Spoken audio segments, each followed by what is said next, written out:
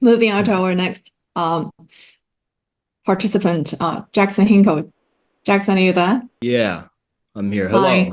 Yes. Hi. So Jackson Hinkle, multi-million follower on X, but probably more famous for being banned by YouTube. Over to you, Jackson. Thank you. And thank you to the professors for being here. And I'm in Moscow right now. I think I'm maybe one of the only people that has both of the professors' books in English here in Moscow. But I mean, anyways, my question is regarding Trump's promise to place very harsh tariffs on any countries pursuing de-dollarization and arguably sovereignty. Unfortunately, a lot of the countries pursuing de-dollarization are flirting with multipolarity. Bar China and Russia have a ruling class that still maintain an interest in the expansion of their private capital at the expense of, pushing for sovereignty for their countrymen. So do you guys think that this tariff policy will increase America's power on the global stage and risk the ideal of multipolarity and further sovereignty? Or do you think it will backfire, as President Putin and Dmitry Peskov have put forward? I'm not an expert on this subject, so I'll not say too much on it. My sense is that Donald Trump has a powerful tendency to talk like a tough guy.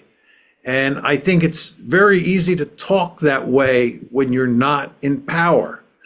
But when he starts talking about levying all these tariffs on countries all around the world, we don't want to lose sight of the fact that those tariffs, if he were to impose them, are going to have significant consequences for the American economy.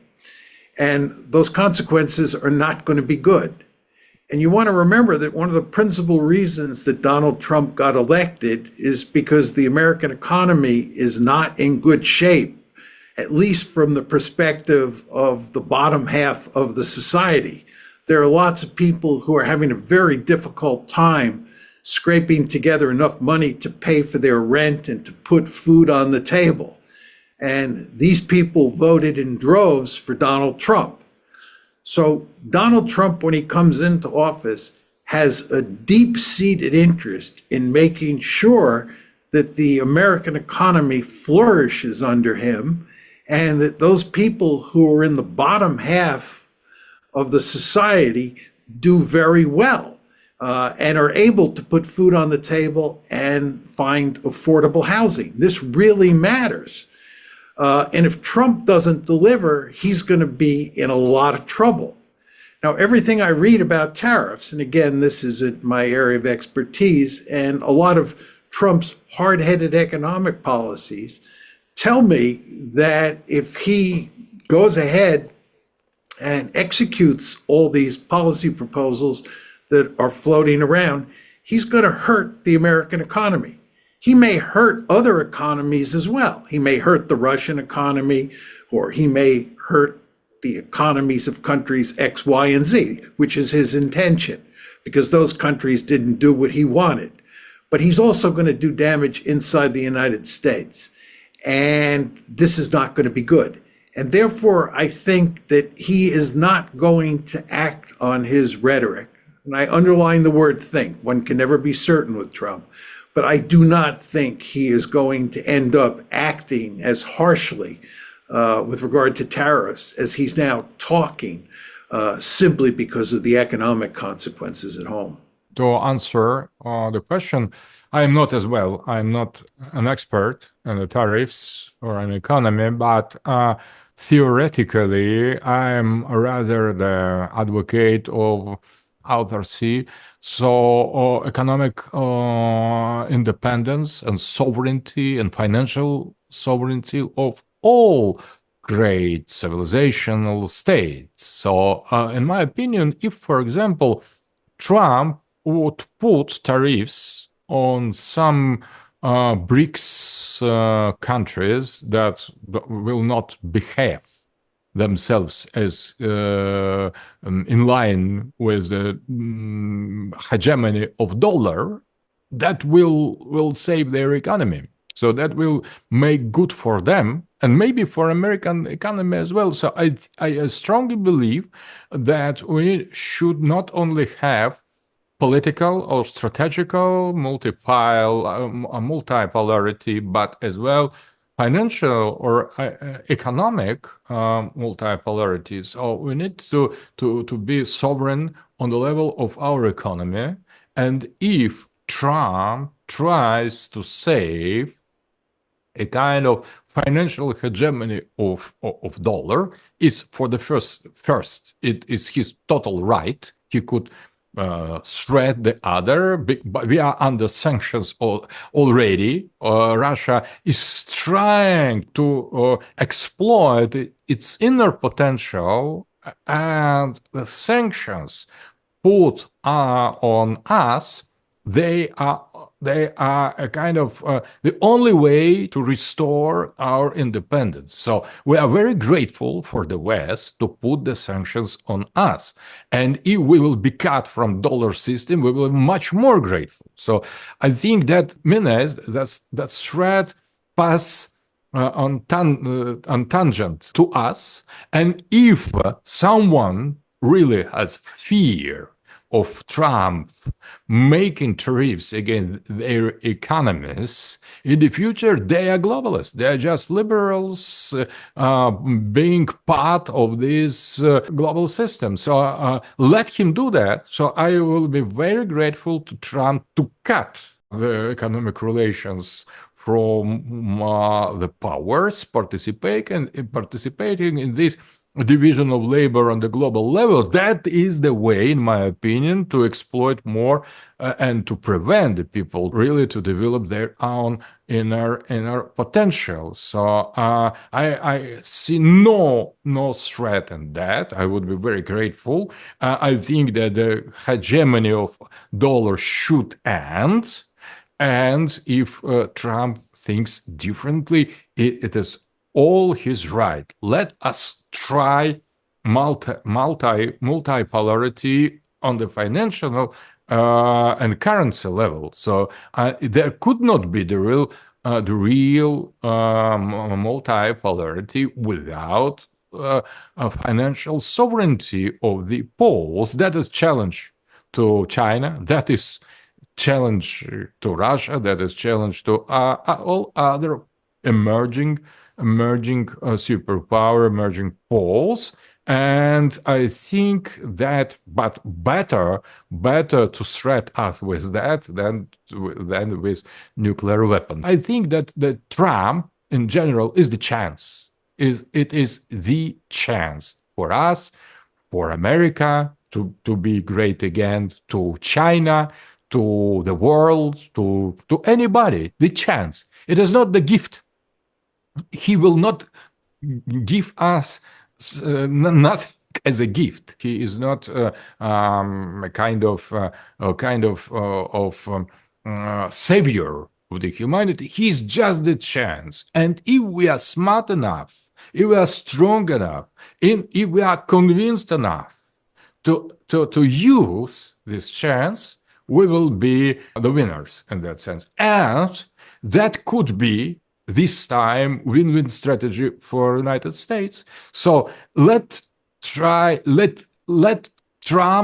to try to do what he wants.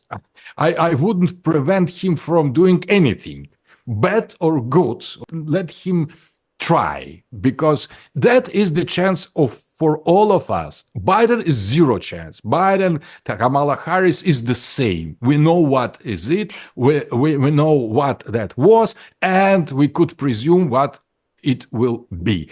With Trump is a kind of history once more open.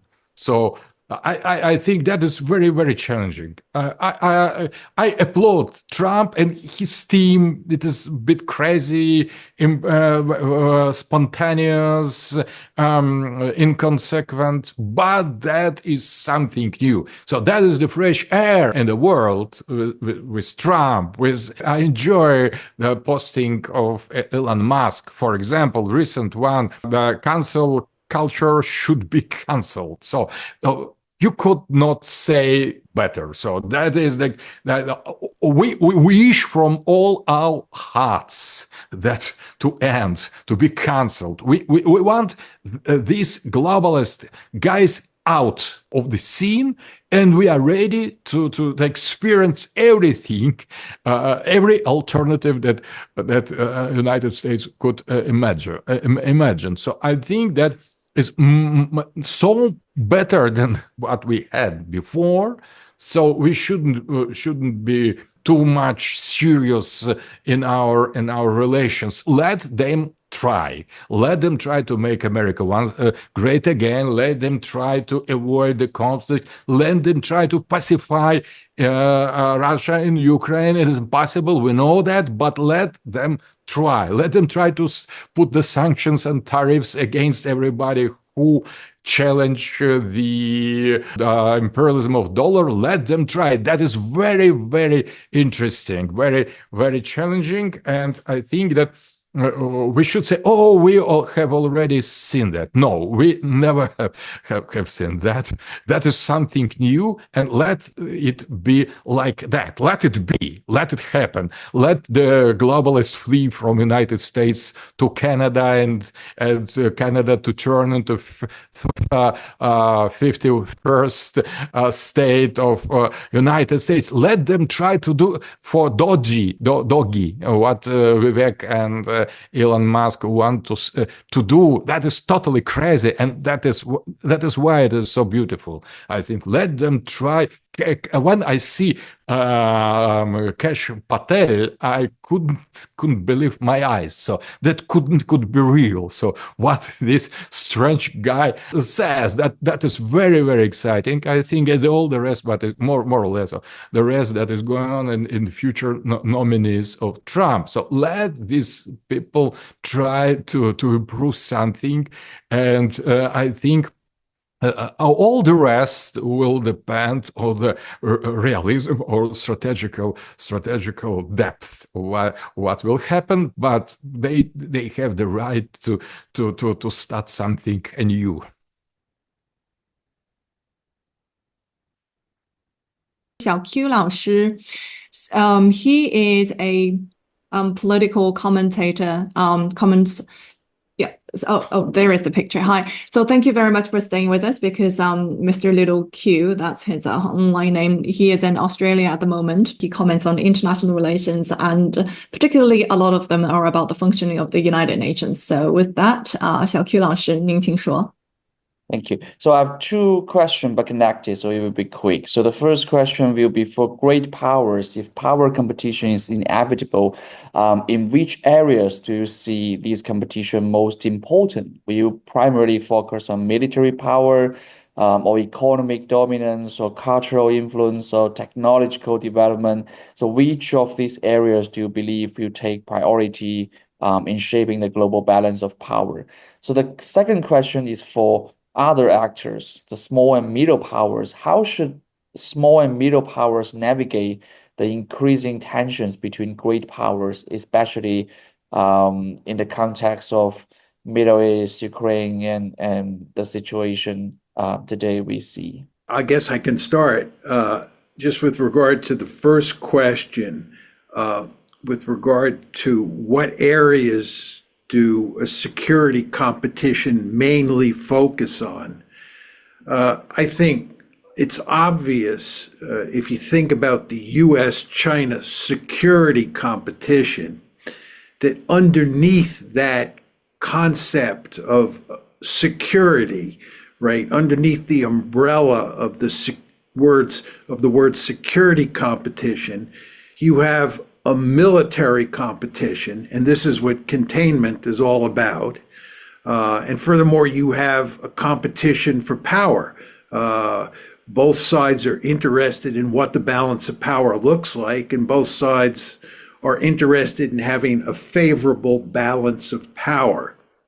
So at the military level, again, you have containment from an American perspective, and you have also concern about the balance of power on both sides. But there's a very important economic dimension to this security competition. It's not just military. And the reason for that is that economic might, economic power, economic wherewithal is the basis of military might. You have to have a powerful economy to build a powerful military. So there's an economic competition that takes place. And today in the contemporary world, that competition focuses mainly on cutting edge technologies. The United States, as is very clear, is deeply concerned about the fact that China looks like it may have the ability to beat the United States in the competition for developing high-end technologies. So when you look at the US-China security competition, you see that there are two main areas of competition. One is the military, and two is cutting-edge technologies. So I would answer your first question by focusing on those two areas of competition. With regard to your second question about how the smaller states in the system navigate the competition that takes place between the great powers, I think there's not much more to say that you want to do everything you can to make sure you don't get caught in the crossfire. You may be forced in some cases to ally with one great power rather than the other. And in such a case, if you're allied with a great power, you want to go to great lengths to make that great power behave as responsibly as possible, to get that great power to act in ways that are in your interest. But I think if you don't find yourself in a situation where you have to ally with one of the great powers, what you want to do is do everything possible to remain on the sideline, to not get involved, because great powers are ruthless. And when they get into a security competition with each other, they behave in ruthless ways. And as a minor power or even a major power, but not a great power, you have a vested interest in staying out of the way as much as possible. So that would be my advice to, any minor power or major power in dealing with the great power rivalries that we now see in the world. Thank you. Maybe I would add some points only. I agree with this advice, and I think that small power and middle power, maybe they could become the key to the multipolarity, because on their art to have the balance, to not provoke great powers, to not let to be used by great powers as a tool, as an object. From that depends the global balance. So I think that small and middle powers could play in constructing, in the process of constructing multipolar world, very important role as a kind of setters of some balances on the regional levels. For example, Nepal as the country tries to combine interest of the great China and great India in this region. So Ukraine could be a real bridge, a real and very important and powerful small power or middle power in establishing the geopolitical balance between Eurasia, Russia, and the Europe. But when you, or the same, the reason of color revolutions of the post-Soviet space is precisely the same, to use these small and not really sovereign powers to make them serve to one powers, of the superpowers, and after that to sacrifice them, to get them away because they are not the real subjects. And the agreements were there; they are nothing in eyes of the superpowers. So you could easily to get them out, to throw them out into the trash because they are not subject. If you really master of the global politics, being small and being middle-sized, you could play very important role in defining the main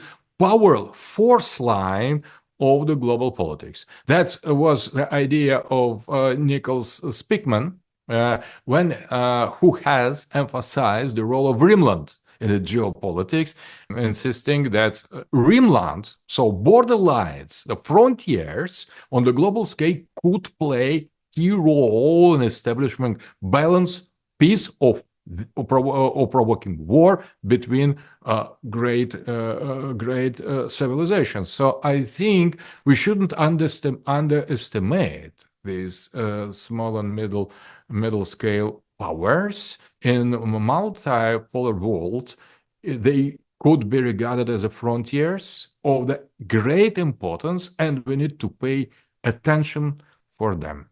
Next is Chris Young. Now, Chris is a long-term friend of ours, and he's a senior editor with guancha.cn, which is arguably the most influential and active political news website here in China. So, Chris, over to you. Hi, thank you, Charlie, and thank you, both professors. I've enjoyed every minute of it.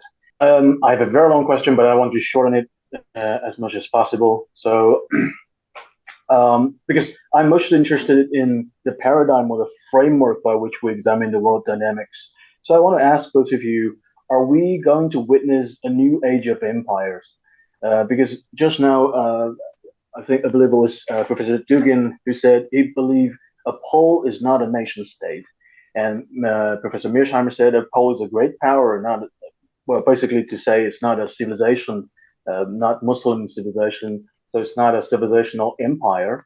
But I think that's one of what I view to be one of your key differences between both of you. I believe Professor Mearsheimer is grounded in scientific modernity, which you view the basis of nation states, basically rational actors pursuing power maximization. Whereas Professor Dugin, it seems to me that you're saying that bigger states, their subjective view of their existential threats and national interest could trump those of smaller states like Russia's, because the Baltic states, obviously they will have their subjective fear of Russia to some extent, but there was this very asymmetric power structure because power is so imbalanced. So their concern is limited to more oblivious to the international community. I'm sort of like making this as a comment, but I want to try to ask you about the future by which we can examine world affairs. How can international relations theory adapt to new world dynamics? Because I believe one of Professor Mearsheimer's lament is the U.S. wasn't realist enough, and in that unipolar moment, U.S. could afford the luxury to not to be realist enough. I'm not sure about the future, so I want to ask you about the future. Do you think we are going to see an age of empires? If that's the case, what's going the international relations be like? I'll give you my view on the future of empires. And of course, a lot depends on how you define an empire. In my lexicon, in my understanding of international politics, an empire is when a particular country controls the territory of controls large chunks of territory in other areas of the world. We once had a British Empire. We once had a French Empire, a Belgian Empire. There was once an Ottoman Empire. If you look at Turkey today, that Turkey, when it was the Ottoman Empire, controlled almost all of the Middle East. And indeed, that Ottoman Empire extended up into southeastern Europe. Those were empires. The Austro-Hungarian Empire is another example. In my opinion, empires are no more, and there are not going to be any more empires. This is not to say they're not powerful states in the system, great powers like the United States that have huge influence in Europe and in East Asia. I fully understand that. But that's not an empire in my understanding of the world. And the reason that all of those empires disappeared, the British Empire, the French Empire, the Austro-Hungarian Empire, they all disappeared because of nationalism. I believe that nationalism is the most powerful political ideology on the planet. And when a great power tries to conquer territory and control it, it runs into nationalism and it gets into a huge amount of trouble. This is what happened to the Bush Doctrine. What was President Bush trying to do? President Bush was trying to do social engineering in the Middle East at the end of a rifle barrel. He thought that he could invade countries like Afghanistan, like Iraq, and eventually even maybe Syria and Iran, and he could do social engineering. We could determine what those countries would look like politically. We could influence their political order. You cannot do this in the age of nationalism. The people of Afghanistan don't want the British. They don't want the Soviet Union, and they don't want the Americans coming in and telling them what their political order should look like.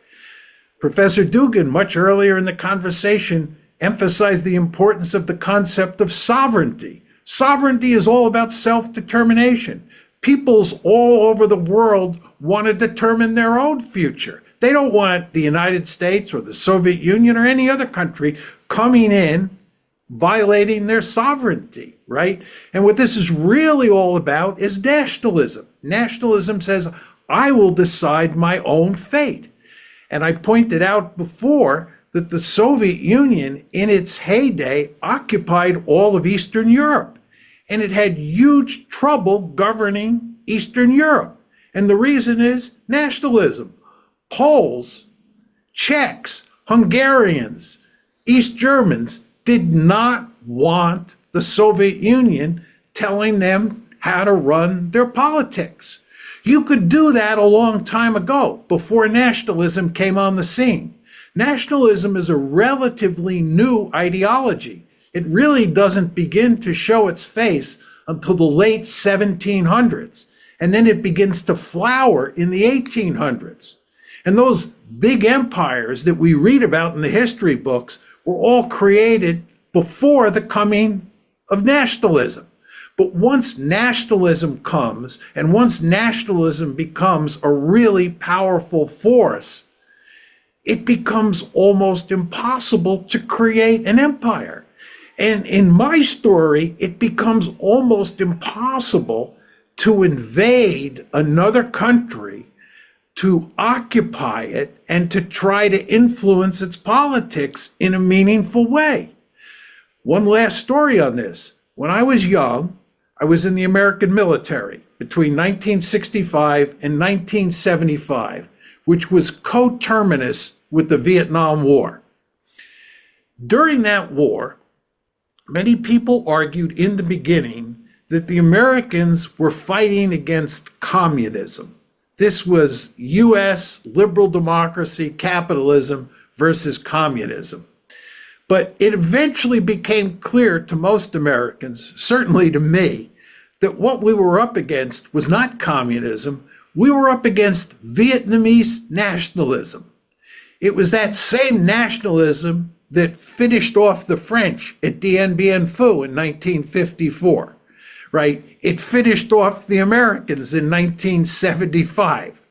You do not want to invade a country like Vietnam because the Vietnamese are incredibly nationalist. The Chinese, by the way, found this out in 1979. So again, nationalism is a remarkably powerful force. And that's why we live in a world of nation states. And in that world of nation states, you do have great powers. And those great powers sometimes have enormous influence. We all agree this is true with the United States.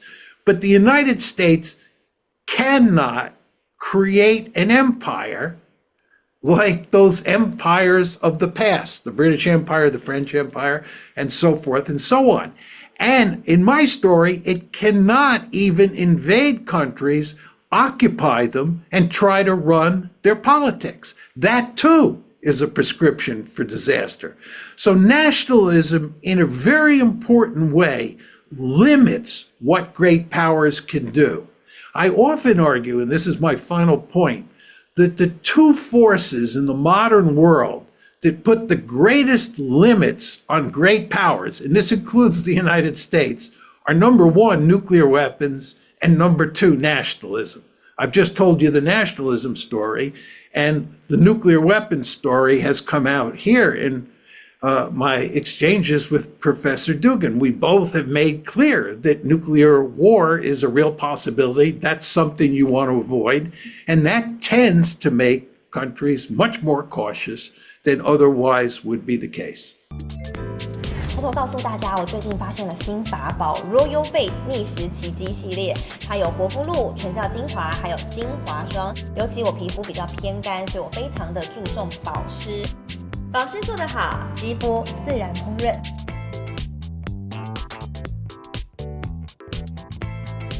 提亮肤色更年轻，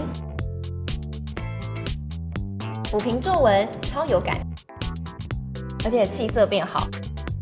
用心保养，每天都更美一点。